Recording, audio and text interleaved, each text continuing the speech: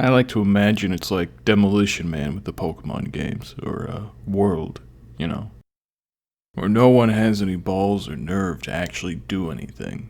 And the police are pretty much just there for show. So the people with enough nerve to do anything pretty much have free reign to do whatever they want, even if they're stupid or incompetent, or both, right?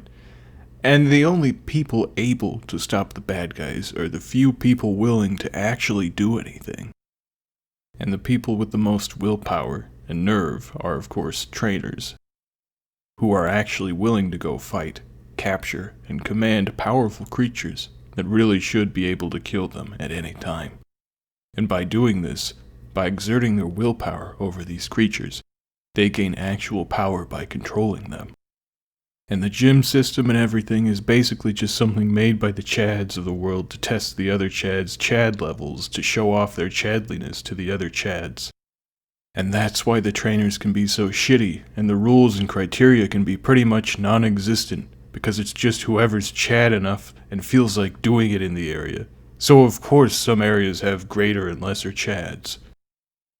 Kanto is more rough and tumble, and closer to nature. In Kanto you have Brock, a guy living next to a mountain who fucks boulder bitches. Because women are too soft for him. He's sickened by the weakness flesh of his fellow men. He's fucking sickened by it. I need to calm down.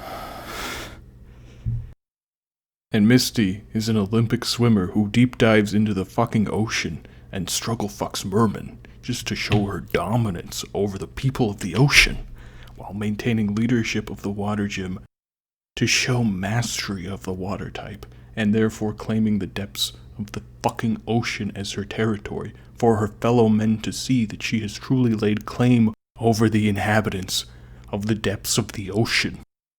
While in Johto, they're all a bunch of soy boys talking on their cell phones and shit.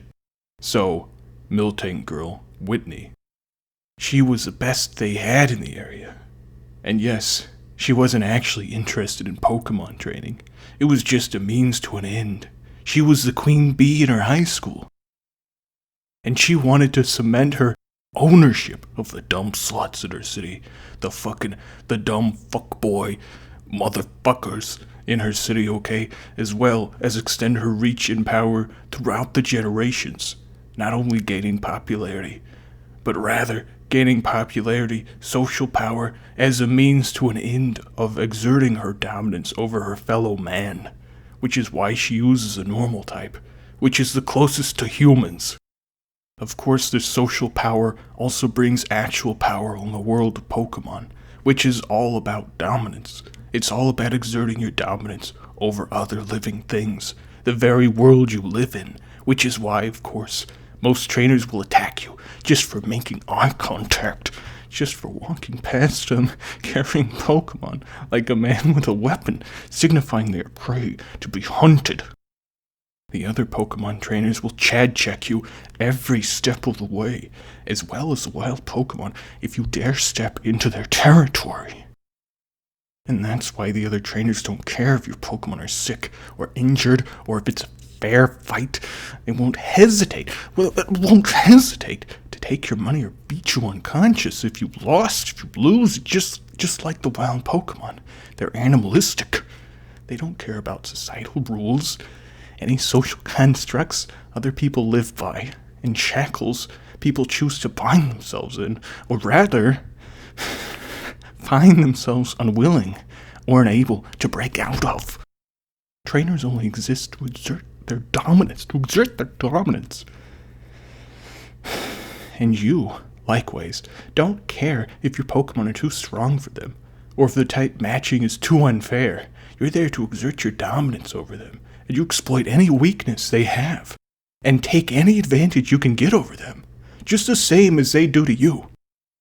It's true combat, no sportsmanship. You'd even use potions to heal your Pokemon mid-battle. There's no rules. Whoever wins deserves to win. That's all that matters.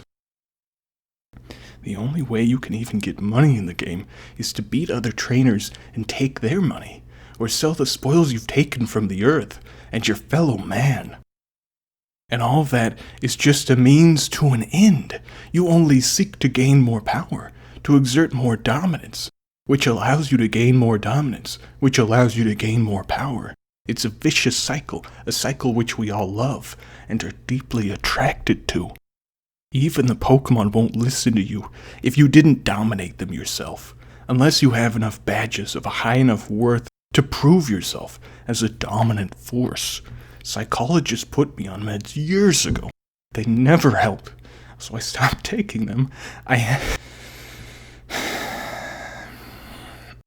The other trainers, including the Pokemon professors, who are either retired Pokemon trainers or at least ancillary to them, maybe not quite Chads, but Chad adjacent, they tell you how great you are to your Pokemon, and how much you love them and care about them, more than other people. More than they do, right? You're just better. Like your rival you beat at the end of the Kanto region, right? What you have to understand is these people don't talk about love and caring the same way weak people do. The people completely removed from the big dick demon world of Pokemon fuckfighting. To these people, the one who loved their Pokemon is the one who took the best care of them, and the one who took the best care of them is the one who made them strong enough to win.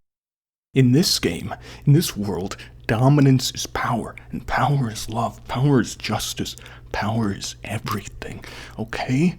That's why evolution is such a big part of the series. The world of Pokemon is all about survival of the fittest, unfettered by concepts like sportsmanship or the laws of nature. It's the conquerment of man over nature, over science, over his fellow man, and ultimately himself, to cast aside the binds we've placed upon ourselves and allowed to be placed upon ourselves by others, in order to truly exist, to truly control the world around us and ourselves. That's why the protagonist is always silent, or implied to, at the very least, to be a man of few words. This is to show how the player character truly places actions above words, above the niceties of society. Man is neither divine nor merely an animal.